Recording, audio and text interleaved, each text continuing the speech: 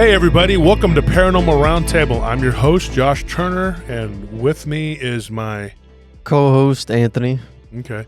Yeah, and so we have a guest on tonight, and it's going to be good. It's always good, but it's going to be even better. But before we talk about that, before we get into that, we do all that, we got to mention a couple things. First, we have a show like tonight we're dropping. It's usually a Tuesday night or a Wednesday. And one of those nights we'll do the pre-record, and one of those nights we'll do a live stream. Mm-hmm. Wednesday night live stream, just like the Sunday live stream, we retell people's encounters. Sometimes we'll bring on a guest, but usually it's just us talking. Friday we have a guest that comes on, and we discuss whatever the guest is there for. And so you have Wednesday, Friday, and Sunday, and then of course Tuesday. Typically Tuesday is going to be the pre-record. So that's what this is. And so we decided that we're going to start mixing in guests on the pre-record because a lot of people listen to us on 15 other platforms, and it rivals YouTube in numbers. So, I mean, yeah, or maybe it's even bigger. So, yeah. So we have a lot of people who listen to us on the podcast, and I didn't realize how many people were just pure podcast listeners until the other day when we started talking about the Patreon, which is the best way to support the show. So we had people join the live stream that were Patreon members, and it was really fun. It was a lot of fun.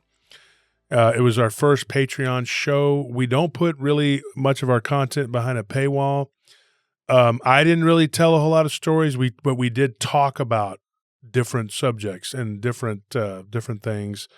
And Abe Cias came on, and he talked a little bit, told a story, and then we had a couple other people come on. And for the most part, it was kind of like a town hall meeting. You know, like about like the direction of the show and kicking around some ideas for new merchandise, and we even let them vote on different color schemes that they came up with. So yeah, when we chose, we didn't, but the fans chose black and gold. Yeah, as the next hoodie, but. That one is going to be a Patreon member only exclusive hoodie. And then we have these tumblers that we're giving away to the Patreon members for taking care of the show and being the backbone and making PRT what it is. But even if you can't do that, you can always become a member on YouTube, which is if your name is in green, it's only $5 and you get entered into a giveaway that we do every live stream. We do 3. We give away shirts or hoodies or hats or books, whatever. And so you could win. And besides that, even if you're broke like a lot of people are, and you're just like, look, Christmas broke me. I don't have money for, I'm going to be in debt till March, probably like me. All you got to do is just watch the show, enjoy it, like and subscribe, and tell everybody else about how great it is. That's all you got to do. All right. Unless you really don't like the show, don't go and lie to your friends at the grocery store and say that it was good. Just say, look, that show exists, period. That's it. You don't have to say anything else. So that's what we got going on. Join the Patreon, 10, 20, 30, 40, or $50 tier. Each tier gives you a better prize and yada, yada, yada. You know the deal. Go check it out. Patreon. It's Josh Turner at PRTpodcast.com. That's how you get a hold of me. My email, unbelievably, is almost filled up again. I cannot believe it's filled up again. And I'm like, what is this? Can't believe we're gonna have to start paying for email. Yeah, we are. It's so insane. It's insane that we've never done that in my life. Yeah, well, now we're about to do it because we have no choice. We need more storage, and so we have a lot of people sending us. And I showed the Patreon members. I showed it to them. I said, look at this right here. It's full. My email is now full. So we're just but don't worry, keep sending me your stories. Keep them coming because we have a lot to choose from. And just because we don't tell your story on the show doesn't mean we won't at some point. I'm now telling stories from 9-10 months ago. Some of them even over a year or 2 ago because I put things into folders and then I have to go back and get those folders. So the person that's on with us tonight, her name is, do you want to introduce yourself? You want to say who you are? I'm Monica Rawlins Yeah. from Our Paranormal World. The Monica Rawlins from Our Paranormal World. She has a show, and your co-host is Joe, right? Yep, Joe Breezy. Joe Breezy. Yeah, and he's got a show too, Joe Breezy Speakeasy. And aren't you on with him too? Like y'all are on Thursdays and Fridays, right? Yeah, Paranormal World is on Thursdays at 10, and the Breezy Speakeasy is on Fridays at 10. At 10, yeah. Unfortunately, Fridays we clash on that, and not trying to, but just we're on I quite a know. bit. So It's okay. yeah, but we don't clash with you on Thursday. Okay, so Thursday nights with Monica, our Paranormal World. If you don't have PRT to listen to, you have Monica's show. Go Our check it Paranormal out. World. Yeah, Yeah. and she's got a lot of interesting stuff. Like I learned a couple things from Monica. So yeah, I learned that she don't take no mess, and she once took a bat to a guy who owed her money. I did. Yeah. I did. I went straight to his house with that bat on my shoulder. That's why they And call it's her not that he owed Brawling me Monica money. Rollins. All right, Brawling Rollins. Brawling Rollins. There you go. So Yeah, I I throw just snakes on people, and I'll come after you if you steal from me. note to self: do not owe this person money. But what do you do now though? Like you're like you're a construction. You're in construction now, right? And you're Yeah, I'm a director at a general contractor in Dallas, but I do mostly project management. yeah. So that's Yeah. cool. So So yeah, you- I yeah. mean, not a lot of women in the construction industry, so it's a pip, let me tell you. Yeah, I can imagine that one of the ladies that's my contact for one of the very large construction companies we work for. She does what you do. She's a director, and yeah, but she has to be tough. I mean, she's pretty tough. When we first started working together, she was kind of gruff with me until she figured out that I was not going to treat her, any kind of way. I was like, I'm not going to be, disrespectful or anything like that. I'm not that way. I treat everybody the same until they treat me differently. So me and her have been working together now for 5 years, and we get along great. Oh, that's great. Yeah, so it's been good. So but tell us, okay, so we're going to get right into it. Monica, you have been on my show, and we used to co-host with me every Friday. You and Abe Right. and Joe. Joe. Mm-hmm. Yeah, and we talked about all kinds of stuff. And people were like, "Well, Monica doesn't really talk much," but that was kind of your downtime. You were just kind of like there chilling, whatever, listening. And Yeah. so we talked, and I said, "You know what? We need to record so that you can get out your encounter." So I want that's what I want to do right now. Whatever you want to talk about your encounters, because I know you had a dog man, werewolf. I don't know what it was encounter. I mean, we don't know for sure, but let's talk about it. Like let's start from like your earliest memories of what has happened to you. Sure. Yeah, because this is how, I mean, I've had encounters my whole life. I've had strange things happen to me. They flock to me, or I'm just in the right place at the right time, or the wrong place at the right time, if you want to look at it that way. Yeah. But my earliest, like, paranormal, I guess you would call it, memory was, and my parents weren't divorced yet. I know that's depressing to say. So I was, I was probably like 4. It would have been about the time that it happened. So I was 3 or 4, which is amazing that you can remember back that far. But I remember this so clearly. Um, Laying in bed, and the curtains were open, and there was a light shining in, and it was casting shadows on the wall. And you know, for whatever reason that night, I was just staring at these shadows, because normally I don't think it would have bothered me, but this night the shadows were moving, and not just moving like the trees are blowing in the breeze. I mean, they were changing shapes on the wall. And I remember very distinctly that at one point it changed into like an old woman in a rocking chair. Definitely a rocking chair. I guessed it was an old woman because it had kind of that witchy like design to it, it's like a hooked nose. That's why I was thinking it was an old woman in a chair. And the rocking chair would rock back and forth, and then it got up and started walking across the wall. Ugh. And I remember getting freaked out. And the reason I don't think it was a dream is because I remember very clearly getting out of bed and running down the hall.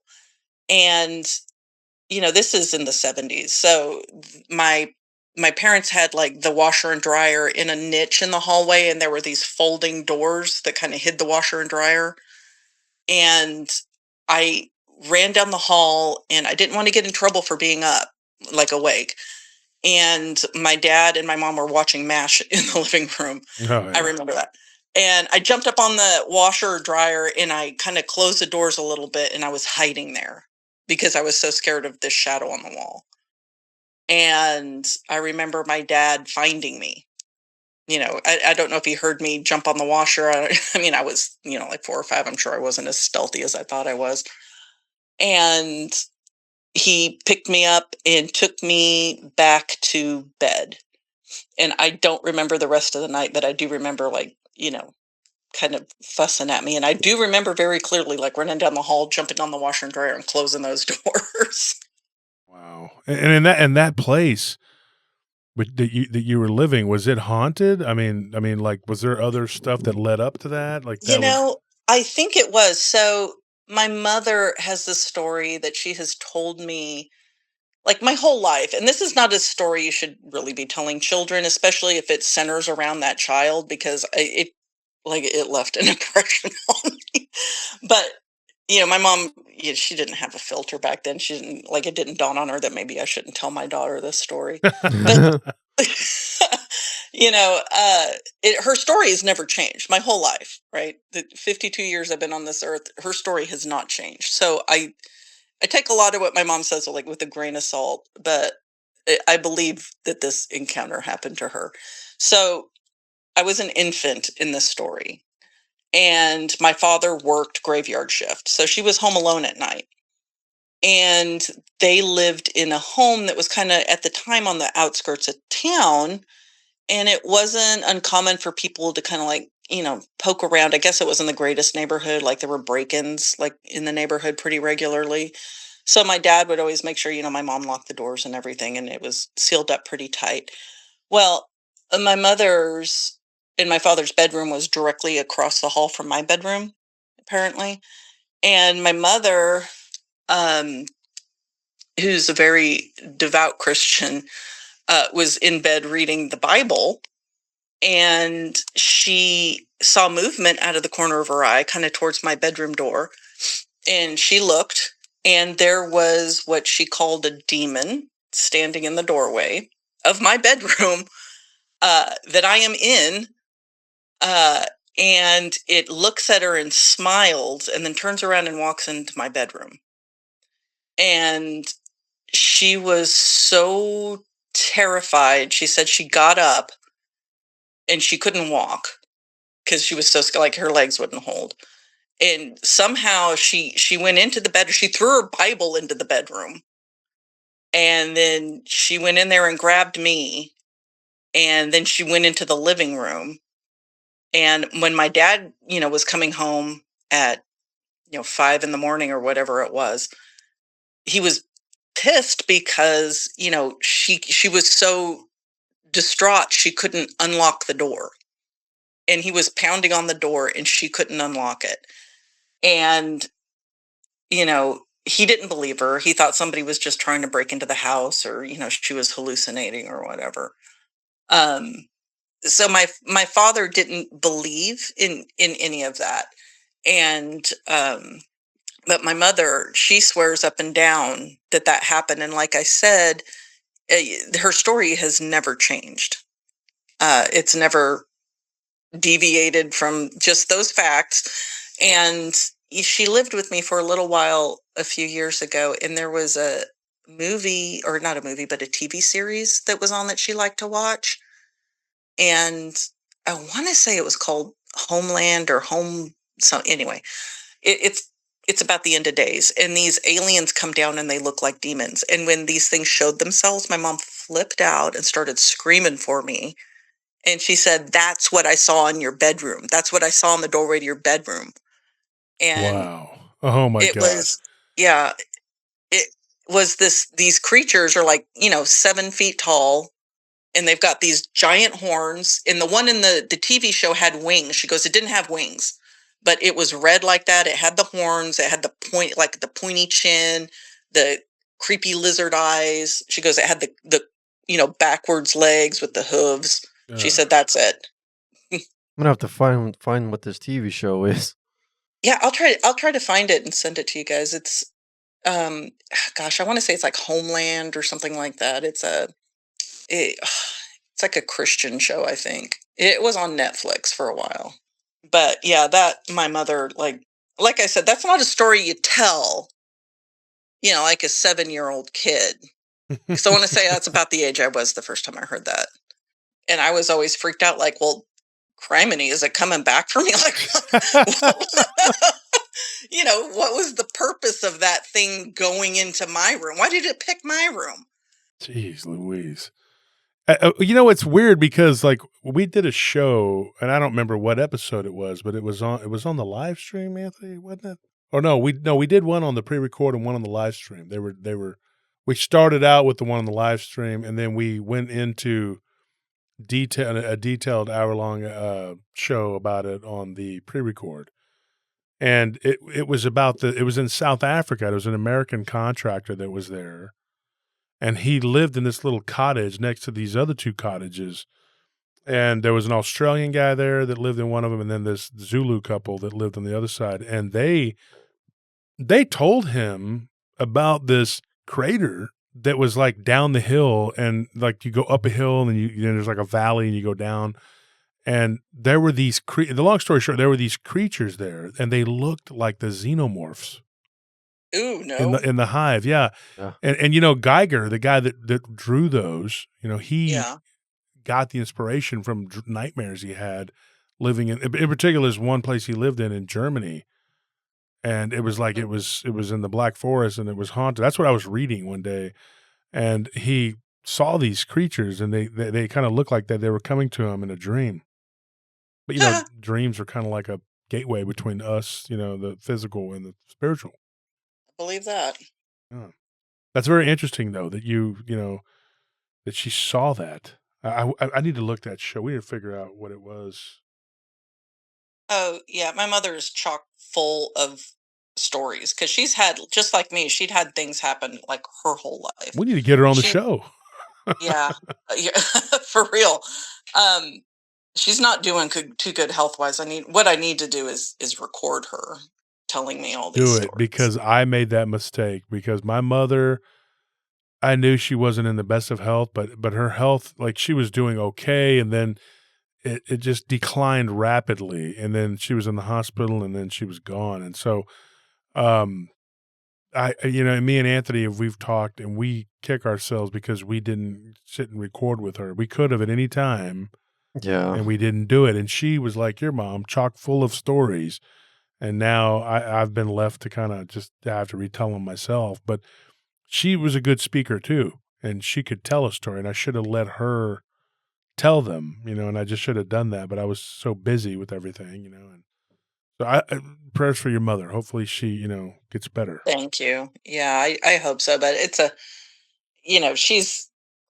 she's doing okay right now, but like I said, health wise, she's 75. She just turned 75, and she's hanging in there. But I definitely need to get down to San Antonio because she's living down there with my aunt. I need to get down there and sit with her and just record everything. Get her to tell it, because she's actually a really good storyteller. I mean, she used to scare the crap out of me with that story, and then the Lechusa stories. She loved to scare me with Lechusa. That was like a pastime with her or something. And your mom, is she Hispanic or what is she? Yeah, she is Chiricahua, and she denies being Mexican, but I'm pretty sure my great grandmother did come from Spain. Yeah. But there's 100% there's got to be some Mesoamerican in there. Yeah, because like my mom's side, her mother was Comanche basically. So I mean, it's and her my grandfather was a Spaniard. So yeah, and her great grandparents were they were Spanish, and on the other side Comanche. So I mean, it's basically what it is. I mean, but growing up, she was just like Mexican, but that's really not what it is. I mean, there's specifics, Oh yeah, and my mother speaks Spanish, and it's unfortunate. My father raised me, not my mother, so I only spoke Spanish when I was very young, and of course, my father didn't speak Spanish, so I lost all of that. But I can speak some German. And I can understand you, like, to a point with some Spanish. My mother will still speak to me in Spanish. I just can't reply. Yeah, when I met you at the conference, at our second conference, you were sitting at the door for a little while with Starscream, and Yeah. one of our guys there, and I remember like thinking I thought you were Hispanic, and Yeah, because everybody does. you're like my wife, you're both half, but you look Hispanic, and I'm half, but I look more Caucasian. Yeah. It's funny when people tell me that they're like, "You're Mexican? Wow, I never noticed." They almost sounds like they're like, "Yeah, you look good. I mean, you're hiding it very well." And I'm like, "Geez, Louise, that sounds racist to be all excited. Right? Wow, you're Hispanic, but you don't look it. Like The way your beard grows in is the one thing that gives it away, Gives it because away. it takes that kind of cholo shape. that Chabelito shape. Yeah. Like And then if when you I just, roll my R's, then people know. Yeah. No, I'm just kidding. like you look like that cholo sticker they have. Like sometimes you see it on the back. Thank you. No, like I'm saying, if you just had like the goatee, Yeah, and you put on sunglasses, you would look like a cholo. yeah. Well, I'm not doing that. There But you go. I'll do it. I'll We'll get you in a wife beater and some long shorts that stick you out in Some East shorts. LA. Yeah, because I mean I'm half. So, but Anthony, he looks like he's from India, and people, and I'm Yeah. not kidding. Where we used to live, they would come up to him and start talking. He would get mad.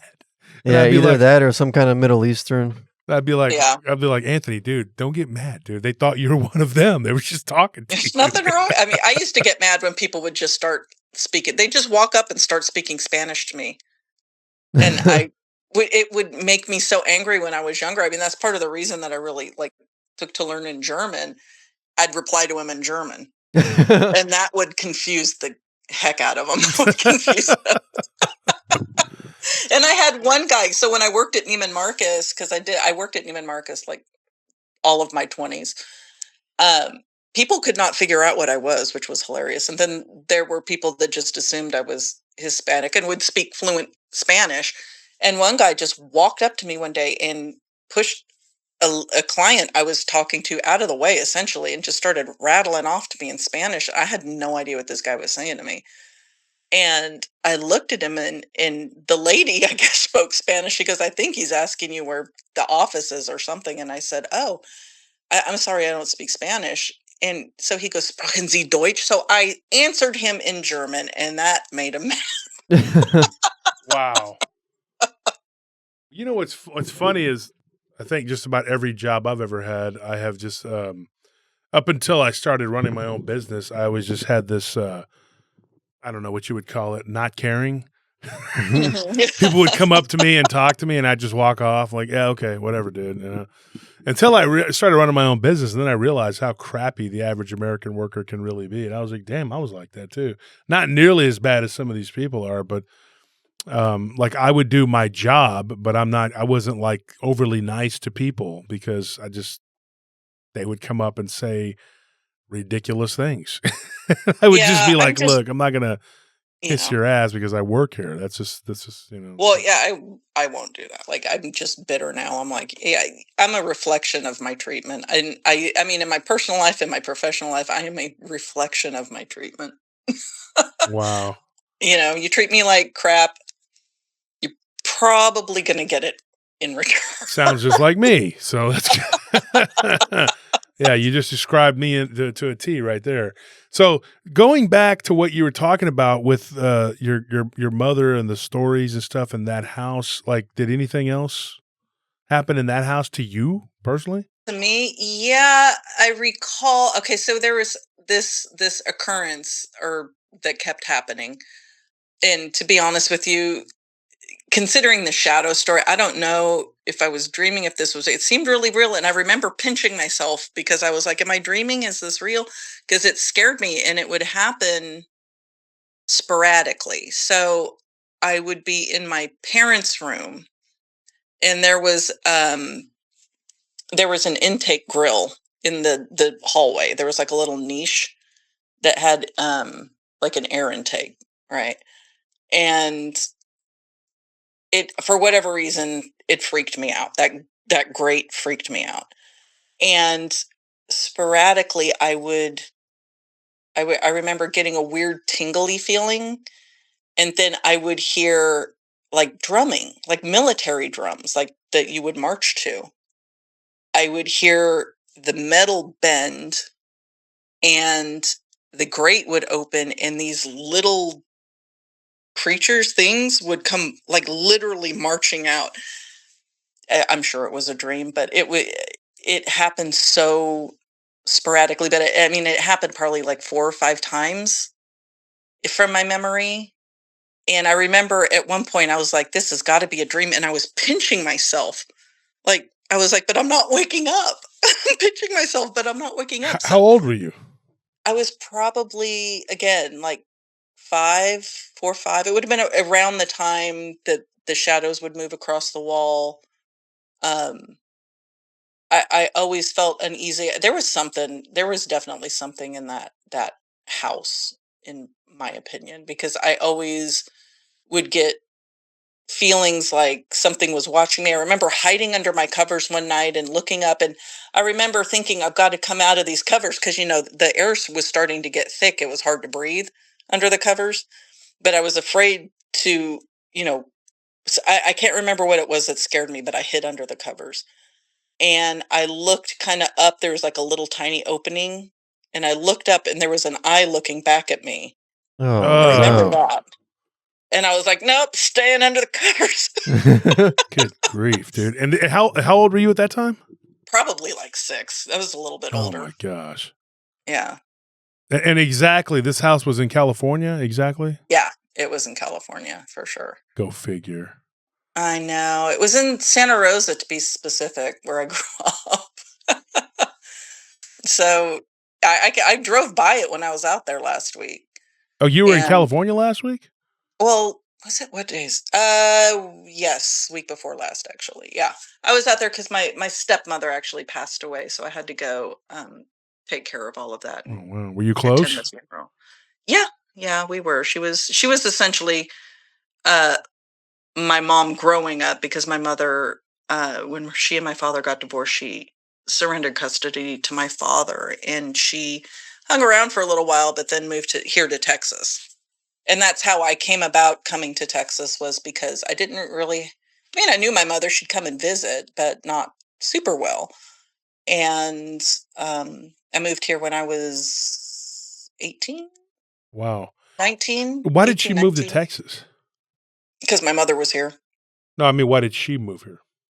Oh, I think her husband at the time was offered a position in Fort Worth because he was a respiratory therapist, and I think that they moved here for that. And your stepmother, was she Hispanic too, or was she Caucasian? No, no, she was as white as they come. Yeah. So, and so you lived in Northern California. Yeah, north Yeah, of San Francisco, yeah, that's where about that's at. 50 miles north. Yeah, Yeah, that's why your dad was a Niner fan. Wow, that's why my dad was a Niner fan. impressive. Oof. Oh my Yeah. gosh, that's the scariest part of this whole show right here. She's a Californian. You're like amazing what some people can get into. I mean, there's the occult, vampire cults, there's werewolves, and then there's Niners. Niner fans. Oh my gosh, man. It's the 49ers. Yeah. When you and I have talked though before, and you've told me it's bits and pieces of things that have happened, and I'm just like, and I think the first time we met, I sat down and I talked to you for maybe 30 minutes, and then that was it. And we didn't talk again until later on. You ended up, I know you talked to Chris Garitano pretty regularly, and like you guys were on our show not too long ago. Yeah. And Chris is doing that Haunting We Will Go, and he's got all kinds of stuff. He's doing projects he's doing. And I was going to have him on as a guest too, just him by himself to come on and just catch up, do an update, kind of like with you. But we touched on a lot of different subjects with him, and you have a werewolf story that was really Yes. intriguing, but that didn't happen to you until later on, right? Correct. That happened in, I want to say 2014, 2013, 2014. Yeah, somewhere around there. And so that wasn't that long ago, considering we're like, okay, so prior to you moving to Texas, what else happened to you? So, I saw a full body apparition a few nights before I actually hopped the flight to move to Texas. I had seen partial apparitions. So, okay, the next one, my mother and my stepfather lived in a house in Petaluma, and it was a two-story Victorian. And my stepfather's mother lived on the upper floor. His father had passed away, so she lived up there. My mother and stepfather lived on the lower level because it was a duplex, like upper level, lower level Victorian. And one weekend, my mother had to go up to Crescent City to pick up my cousins. And that's a hellacious round trip. It's like at least 6 hours up there, one way. So my stepsister and I were trying to stay awake to wait for my mom to come home.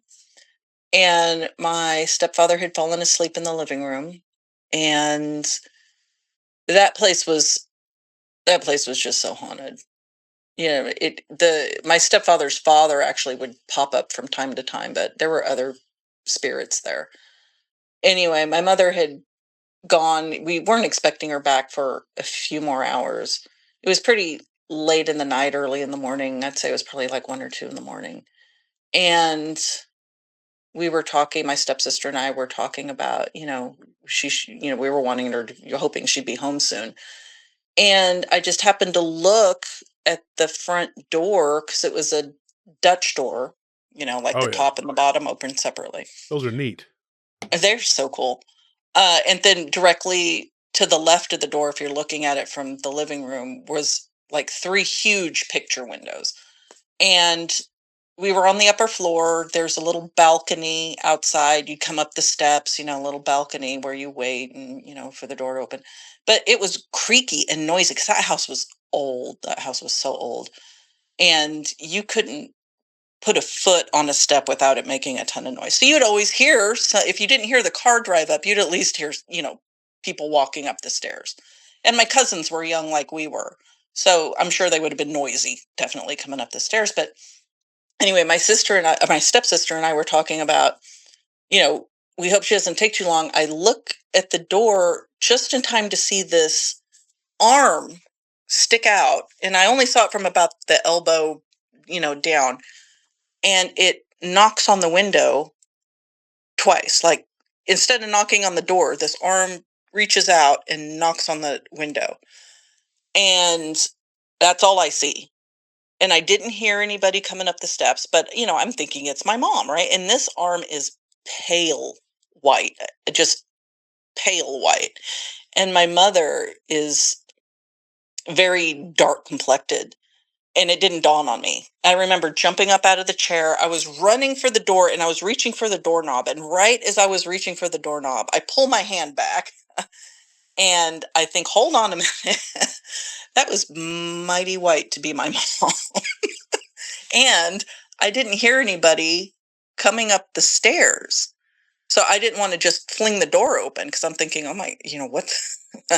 So I looked around the window trying to see, who was standing on the porch on the balcony, and there wasn't anybody there. So I went ahead and opened up the top part of the door, and there was nothing there. So my stepsister heard it too because she jumped up behind me. So it wasn't me imagining, this thing because you heard the rap, rap, rap, on the window. And that was very unnerving. I didn't like that much at all because I don't think I'd really had much happen to me between, being a smaller child, and I was probably 10 or so when that happened, I would say.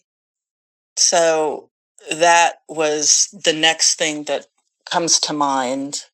And then the full body apparition that I saw, oh gosh, I was 19. And I was at Howarth Park in Santa Rosa with this guy I knew. And we were walking the trail at night, and there was a full moon because we didn't have any flashlights.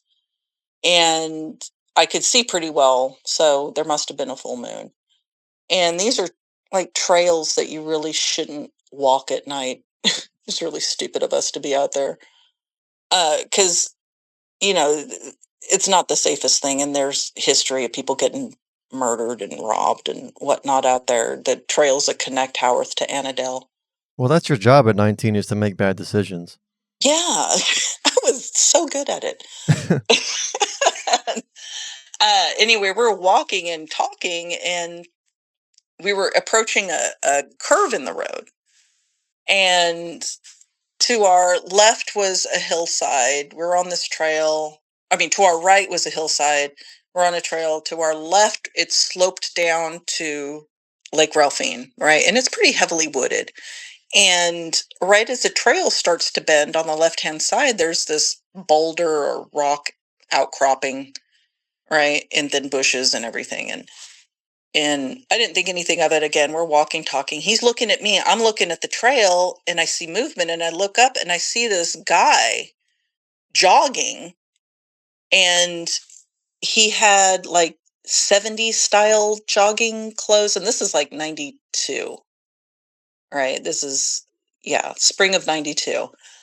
And he's running, just, jogging like he's working out, and he goes behind the rock outcropping. And I'm waiting to see him emerge on the other side, maybe going down the slope towards the lake. So I'm thinking he wants to run, closer to the lake.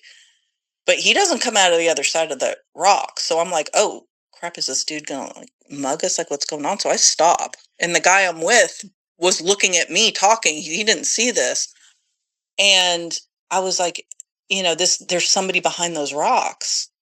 And then I started getting a weird, sensation. And I was thinking this guy was all one color. He did like his skin and his clothes. And he had like those 70s styles terry cloth headbands. Yeah. And he had like a terry cloth, like jogging shorts and a tank top on. And it's chilly. And again, he was monochromatic.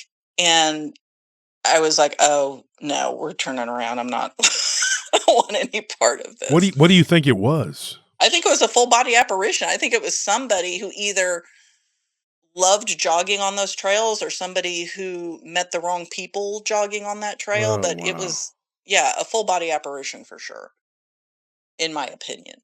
And I made this guy turn around, and, we booked it out of there. He wanted to go look behind the rock, and I was like, hell no. No, thank you. Let's leave. I have to hop a flight in 48 hours. Let's go. How did you get involved in the paranormal? I mean, like, obviously you had, that sounds like a silly question hearing all these stories, but I mean, there's a lot of people that are experiencers and a lot of people that have had multiple encounters. But like everybody has their own way, like their own path, and you obviously, you had been around this stuff for a while. You used to do the Texas Bigfoot conferences, right? Yeah. And so, and I really met you through Ken Gerhard. That's how I met you. He's the one that told me, that's Monica Rawlins over there. And I went over there and I was like, who is this lazy woman just sitting here looking at her phone, playing Snake, not watching the door, flirting with Starscream or whatever it was y'all were doing. I became very angry and I screamed at both of you. I believe I hit y'all with my books too. Yeah, I'm sorry. That's the story that would be told by people who are Josh Turner the hate club.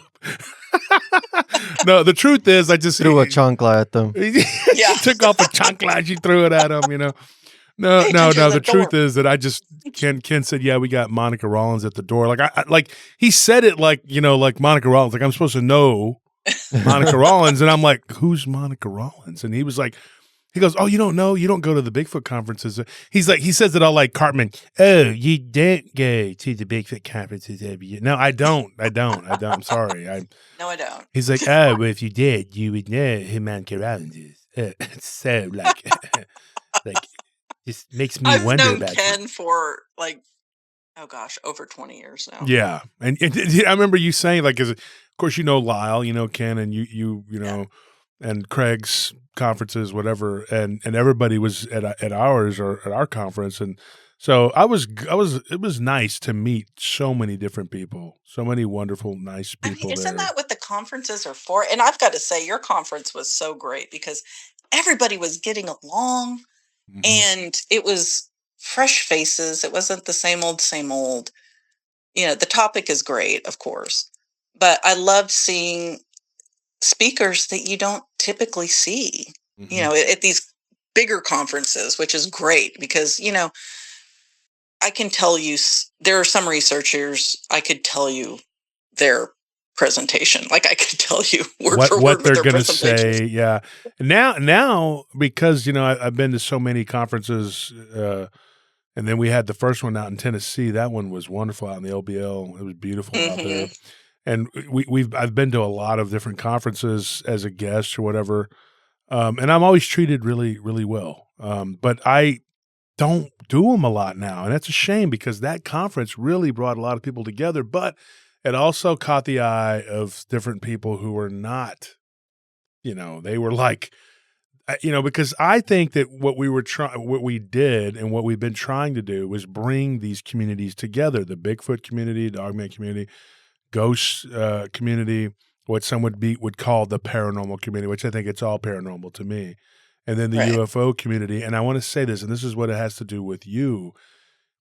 Somebody told me the other day they were giving us, me and Anthony, they were giving us a story about them having seen a Bigfoot type creature. Well, we don't know if it was a Bigfoot or a Dogman. It might be what they call a gugwe, kind of in between. That's the term that we use for what's kind of an in between looking creature. But she was saying that is it rare to have seen spirits and to have seen one of these creatures? And I told her absolutely not. The problem is, and I think this was how it was, and for a long time, was everything was compartmentalized. So if you went to a Bigfoot conference, you're there to talk about Bigfoot. Yeah. Yes. They're not going to talk about ghosts, Dogman, alien Yeah, abduction. you're nuts for talking about any of that, which was always so ridiculous to me. Yeah, but it's all connected because people who are alien abductees. There's just one woman in particular who recently reached out to us. She's seen Bigfoot twice, and then she even produced 2 more witnesses that were with her, and one of them being her older stepsister, who they've been abductees for over 20-something years, and they've seen Bigfoot too on a trail. So I think that these beings are really, to me, in my opinion, a lot of it is metaphysical. And I think the fact that you saw something that looked like kind of what I saw, a Dogman, werewolf, what if you want to call it, it has everything to do with your childhood because being also half Hispanic like I am, you have like Nellie, my wife, she's the same way. We have that ojo, it's ojo dotado, the gift of the eye. And when you're born with that, my grandmother, Anthony's, I would say Anthony's grandmother, right? Mm-hmm. She's the one that told me, she says, mijo, you were born ojo dotado. She said a lot of times children that are of mixed heritage have that. They're born with that. She says, and she explained to me because life was hard for me as a male in particular. My sisters, they were both pretty and guys were nice to them. And they were like, I don't know why you have problems. All these guys like you. Oh yeah, sure. They like you because they like your curves. They don't give a crap about me. I'm just a white boy to them. And they don't care. And they're like, well, I don't know why you don't like Javier. He's super nice to me. But yeah, every chance he gets, he's punching me. Well, yeah, because he doesn't like me. I have nothing to do with this guy. I have nothing to offer this guy. You're just in the way. You're just in the way. And so, yeah, of course. So they just couldn't wrap their minds around how people were being a certain way to me and different to them. I'm like, really? Really? You're that? Yeah, exactly. It was willful ignorance on their part. And my mom was like, well, they don't have problems with these people. Yeah, of course they don't. Of course they don't. Not. Yeah. Yeah, Carlos loves them, or whoever, whichever side of the coin it was, but they didn't like me, and so I had some problems. So, Anthony's grandmother, she sat me down and she told me, she says, look, she's like, you're going to have problems because you're born with the eye. She's like, and she's like, so your life is tough. You walk in 2 worlds. She's like, but you have to carry that burden and understand it from the physical nature. First, she was very into the paranormal. And then she said, eventually she goes, you'll come to terms with your walk in the spirit world. And she's like, you have chosen to kind of wall it off. And that was when I was a teenager, and she's like, but it's going to come back. It's going to come back in a big way, and you're going to have a lot of things that are going to happen to you. You're going to see a lot of things. And she goes, but your job is to bring people together. At that time, when she told me, I was 14, I'll never forget. I had no clue that the summer of the year I was 14 years old when she was staying with us. And I never knew that I was going to end up seeing something a year and a half later that was going to change my life dramatically, which was that creature I saw. And then I was going to live in a house that had all kinds of weird stuff happen. My brother's writing a book about it as we speak. Oh, really? That's Yeah, cool. yeah. He's about 3/4 through. But I had no idea that all of this was going to come to me. And then when I heard her words like over the years in my mind, telling me the things that I was going to do. Because at that time, I had no clue what she was talking about. I'm like, what are you talking about, lady? Like, she was so esoteric about it. I was just like, okay, with your crystals and weird stuff and watching X-Files, whatever. Crazy old grandma. Yeah, I was just like, this is crazy old stuff. I'm not going to do this, whatever. And then it happened. It came full circle, that I'm over here like that's what my job was. But that hard life that I had to live being mixed growing up, it was tough because there was racism, especially in my hometown over here in Texas. White people were like, they called me half-breed. They called me spick. They called me all, and the Mexicans, it was Huelillo, Gabacho, Güero, everything you could think of. And neither side was very kind to me. A lot of my friends in high school were African-American because I played sports. And that's who I hung out with a lot of my friends. Anthony's met a lot of my friends from when I was, I wasn't Vanilla Ice, but I was still me, and I didn't try to go around acting, hip or whatever. I was just me, and I was a hard hitting dude, I could fight, and that saved me from, I had Fist of Stone, and that's what got me through, because there was a lot of trouble that I got into, especially living in the barrio. When I first moved there, and then it bordered a black neighborhood, and they just looked at me as a Mexican, white. They didn't care. They were always at war with the Mexicans anyway, and I was just another one, and so they didn't care whether I was white, Hispanic, or whatever. But then as I got older and I became more athletic, then I kind of grew into, my mind was not there yet, but my body was there. And so I got into a lot of mischief, but as I got older, my mind developed, and then I started to connect with the spirit world. And that was when I really, living in that house, I used to think, why am I living here? Well, the rent was dirt cheap because they couldn't get anybody to stay there. And so it kind of added to the mystique. I had these two big mean dogs. I was a junkyard dog myself, and everybody was afraid of me, and I lived in a haunted house. So everybody was like, dude, this guy's like, he's just, whatever. And it added to, but then as I got older, I realized I was already like writing down all these encounters that people would tell me. And I started to realize like, I'm not doing anything with it. I'm not writing a book. I'm not doing anything. And then I met Armando, and he told me, hey, let's do a show. Let's do a podcast.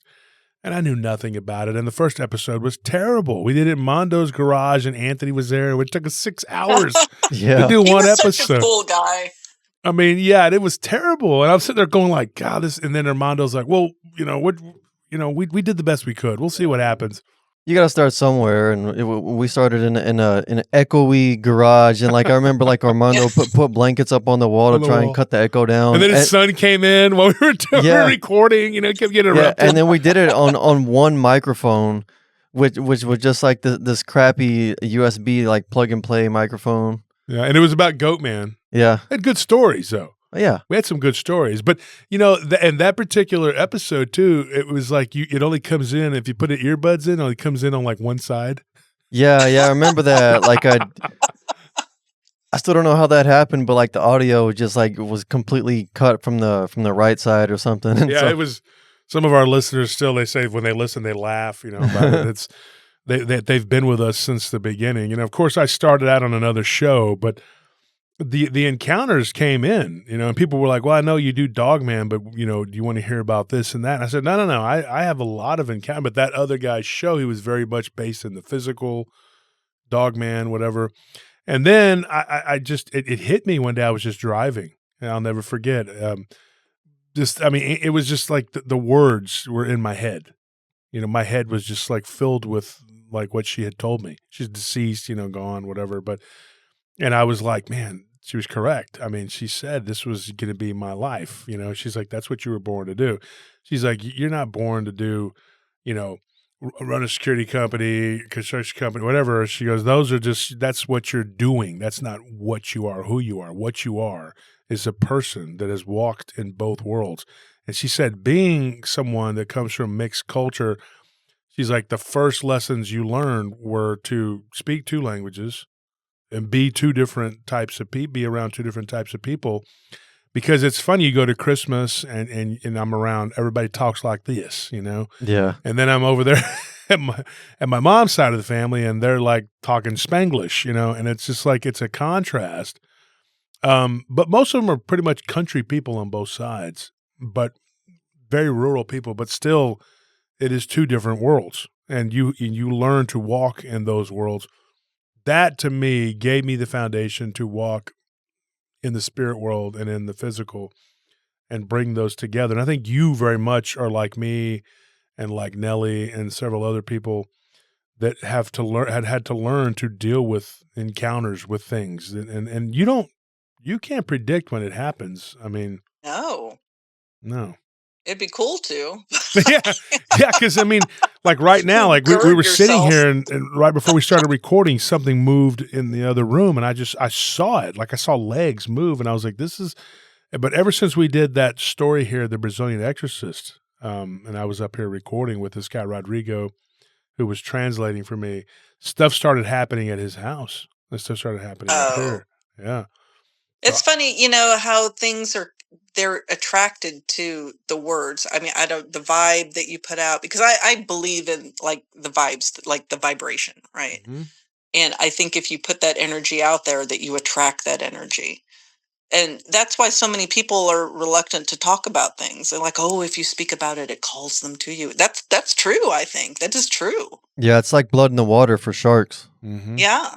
You got to be protected. I have the St. Benedict here, and I'm always, we have, I know it sounds cliche, but holy water. There's a lot of weirdness that comes with this.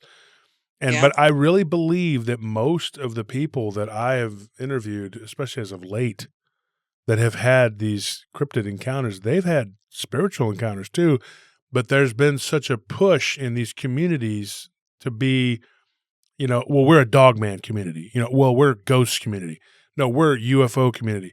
No, we're all in this together. And that's what the conferences were about, because that's what everybody kept telling me. It was awesome to have, we had a UFO panel there, and abductees, we had a Dogman, people up speaking, and we had people talking about different types of cryptids. We had ghost people there, and it was everybody was talking about everything because it's all connected. Yeah. Yeah. And that's when I think that there's so many shows out there like BMR, his show, Blondes and Booze, of course, Texas Front Porch, your show, Joe's show, my show, Abe's show. They're all, it's all connected. The spiritual encrypted encounters with Abe C is really, that's spiritual encrypted encounters. Yeah. Yeah. And then yours is just, it's like, you have the term world in there because the whole world, it's paranormal. And that was one of the names that we were going to use. Remember, I wanted that. Yeah. I said Paranormal World or Haunted Planet, and I got shot down, and we ended up with Paranormal Roundtable, and I was like, okay, and I agreed, and I said, you know what, I like it. And so we all just kind of agreed. To me, it was kind of a compromise, and now I wouldn't change it at all. But yeah, your name is one of the names that we had thought about. So I'm going to go ahead and trademark that and take it from you. That's so cool. Yeah, that I'm going to take it from you? Yeah, okay.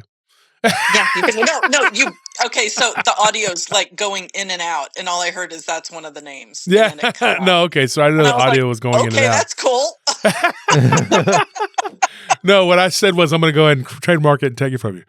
Oh, yeah, no. I'm joking No. about that. I'm not going to do that. No, but Well, there's already an Paranormal World that's been on YouTube for like 10 years. She's like out of Australia. I didn't even know this when I started the channel. And I had some guy from England reach out to me. Some professor is doing, I don't know what, but he was quoting something from the other channel. He thought it was me. He's like, I'd like to use a quote of yours and a snippet of your episode, yada, yada, yada. And I was like, yeah, dude, that ain't me. Sorry. it'd be funny if you just said, yeah, sure, go ahead, take whatever you want. It's You can use anything. Yeah. You can use all of it. Hey, Monica Rollins, Just take I'm your it. neighbor. Yeah. But I mean, that channel hasn't posted in well over a year and a half. Well, maybe they went the way of the dodo, like so many of these channels. They'll start and they'll do a few episodes, and some people get into it for the wrong reasons. Let's be honest. They're like, I'm going to be a millionaire, and then they start doing it, and it, 2 weeks in, and they're like, we're going to make T-shirts. Really, you have 50 people who are, let's not make T-shirts. Like, yet. How about let's wait? Because they see us make, selling merchandise, and I'm like, yeah, our last chat had 850 people there. I mean, you have to start somewhere. I mean, we people only see like the end result of your work. That they don't see the work that you put into it to get to that point, and so they don't see the road to it, which is difficult a lot of the times, and it's long. Yeah. So they think they can just hop in and immediately be in your position, and then when they're not, they're like, "Well, this sucks. Why isn't this working?" It's like, you mean I have to work for it? Yeah. And if you notice too, some of these bigger channels too, they'll have like 220,000 subs, and then they do a live, and there's like 100 people in there. And you're like, what? The math ain't mathing here, dude. Something's going on. I've seen that happen too many times, and now I know why they don't do live streams, because then it shows. Because if you have that many real subs, your live stream is going to be huge. I mean, you're going to have. Have you ever watched Melinda Moulton Howell's? She was talking about me on her show one day with my book and some other stuff. Yeah, her chat is like flying. I was trying to keep up with what they were saying, and it was just flying. Like, So yeah, that's. But you if you keep doing what you do. Now, one of the things you do talk about, I like when you talk about, like, a lot about like fairies, gnomes, elves, all these mythical creatures that are they're not really mythical, they're real, but. And I know one day you were correcting me about an egregore and what was it, a tulpa? A tulpa. Oh yeah. And I still disagree. That's fine. You can disagree. I'm not going to fight over for it. no other reason than I want to be right. Yeah. That's fine. You can be right in your own head. Yeah, you can be right over there. You can identify as a car if you want to go vroom vroom, go around the, just. Go ahead. Walk up behind people at Walmart. Vroom, vroom, vroom, vroom. Honk, honk, honk, honk. Hit them with your basket, whatever. So let me ask you this. So you had these experiences up until you were a teenager, and then they like up until you were a certain age, and then they stopped, and then you were a teenager, and then they started back up? I mean, there could be some that I'm just not remembering. So I do remember. But again, I was a child. I was probably about 8 years old when I had these very realistic dreams. And I'm not even sure that one of them was a dream, because I remember the scrapes up my leg from the ensuing flight away from this thing. What? So my grandparents, when they first moved into the house that they lived in, there was a field, a very rural field in the behind the fence. There was still a farm operating back there. And there was this gigantic oak tree, like directly on the other side of their fence in the backyard. And apparently when they first moved in, because they moved in when my father was in high school, and when they first moved in, they were kind of, exploring the backyard, because my grandfather had a gate built into the fence where you could open it up and actually walk into the field back there. And they found a headstone under that oak tree. And it wasn't just a headstone like you would see in any cemetery. It was a rock that had this man's name and date of death, died 18, whatever it was, just there under the tree. So this man was definitely buried. You don't remember his name? Either Schmitty TC or Jaegerman TJ Jensen? Markham. His last name was Markham. Oh. You sure it wasn't Schmitty Jaegerman Jensen? Go ahead. I'm sorry. And anyway, I would have these dreams because, when my parents separated, my mother gave up custody. My father, because their divorce was pretty fresh. My father was living with his parents at the time. So I was living with my grandparents. Oh, okay. And when my father did buy his own home, it was literally like 10 houses down. It was on the same street as my grandparents. Wow. So I stayed all the time at my grandparents, but I would have these dreams where I would be in the backyard at night and I would hear that gate open and this man would walk around the shed and walk towards me. And again, one night, it wasn't a dream. It wasn't a dream. One of those times, because I remember the scrapes up my leg. I was wearing these clogs that were popular at the time, that were not skid resistant. They were not slip resistant. And I was standing in the backyard because it was, I felt safe back there, and I loved being in the backyard. And at night, it didn't really matter because the lights from the house would shine, onto the lawn and onto the pathway. But I heard the gate open, and I saw this old man in a black. You know what? It reminds me of the old dude from Poltergeist. But this was okay. Yeah. It was. He didn't look that creepy, but he was dressed like that. But this was before Poltergeist 2 came out, so I want to make that clear because I was only like 8 years old when this happened. Okay, yeah. So you're not. Nobody's gonna say, "Oh, you just dreamed that because you saw the creepy because old of the guy." movie. This was before Poltergeist 2 came out, and I would not have been allowed to watch that. By the way, when I was that young, they were very strict with what I could and couldn't see when I was that young, and I was scared. And this dude, it's not like he was coming for me. He was performing like I wasn't there. Like it was just a repeat, like an apparition that, a residual. Like he was just doing, like he would just walk, like I wasn't even there. Gotcha. Like a residual haunting. It's like he's just going through like the motions, not haunting. really recognizing you. Yeah, like he wasn't coming for me, but I didn't care. He was there walking towards me. And I remember turning around and running, just running down the pathway because my grandparents had like a sidewalk, essentially is what it looked like. And I would come in and out of the house through the garage. So I had to run down the side of the house and, turn right into the garage. And I was running so fast, I went to go turn into the garage and I was wearing those clogs that are not skid resistant. And my feet went one way and my body went the other. And I slid on the cement for a minute and hopped right back up and continued running into the house because I was that terrified. And I remember the scratches and the skids, and I remember falling, and I remember running, and I remember this dude walking towards me and telling my grandpa there was somebody in the backyard, and he went to go, look, and there, he didn't see anybody. So that happened. God, and as a child, you were 8 years old. Yeah, I mean, all this stuff happened when I was really, really young. And I can't remember anything, from, maybe the age of 10, when that happened at my mom's place in Petaluma until I was 19. And that's not saying that stuff didn't happen and I don't remember it, but maybe it wasn't spooky enough for me to remember. I remember being 15 or 16 in my bedroom at my parents' house because we eventually moved across town from where I grew up. So this is a brand new build.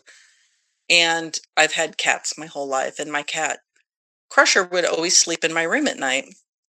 And I was afraid of the dark for a long time for obvious reasons.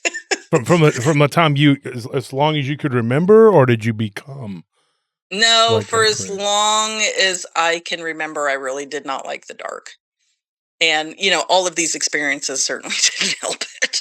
Yeah, no, I mean, I wouldn't imagine. I couldn't imagine it would. I've never really been afraid of the dark per se, but like I went through a phase when I was little where I would prefer to sleep in the dark because a little bit of light. And my sisters, it turned out they were the same way. Because we did stay in a haunted house when I was a kid, but it seemed to affect the females more than the males.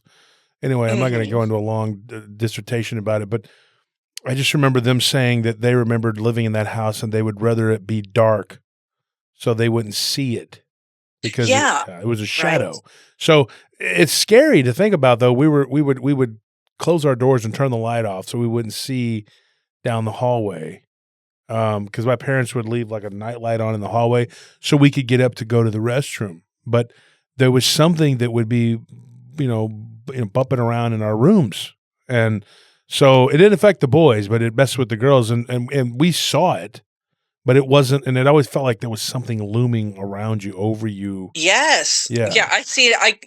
I wanted to see it. I didn't want to I wanted to not. I think not knowing scared me more than seeing it. But yeah, anyway, when I was 15 or 16, right, I was trying to get over my fear of the dark because I was thinking how ridiculous it was for me to be afraid of the dark. And I would sleep with my bedroom lights off. I would keep the door to the bathroom open, and I had like a Jack and Jill bathroom that connected to the family room. So my parents would be up late, so there'd be ambient light coming in kind of, through the other door. Um so it wasn't completely dark in my bedroom, but it was dark enough. And my cat would always sleep on me, and I remember a few times in particular I would wake up for no reason. I don't know why I would wake up in the middle of the night. My cat would be laying, on my lap, asleep, and he would wake up and start hissing in the dark. And I was like, "Oh god." That freaked me out because my light switch was across the room. I didn't have a bedside lamp because, I had my alarm clock across the room because I would, fall back asleep in the morning, so I had to like put it over there to where I would, have to get up and walk and wake myself up to turn my alarm off. So I didn't keep anything by my bedside, including lights. And I just remember thinking that was a very poor idea. Well, my cat is hissing into the dark, and I have no idea what it is. Oh, He'd just pop his little head up and start hissing his little head off. He didn't run away. He'd stand there on my bed, but just hiss into the darkness.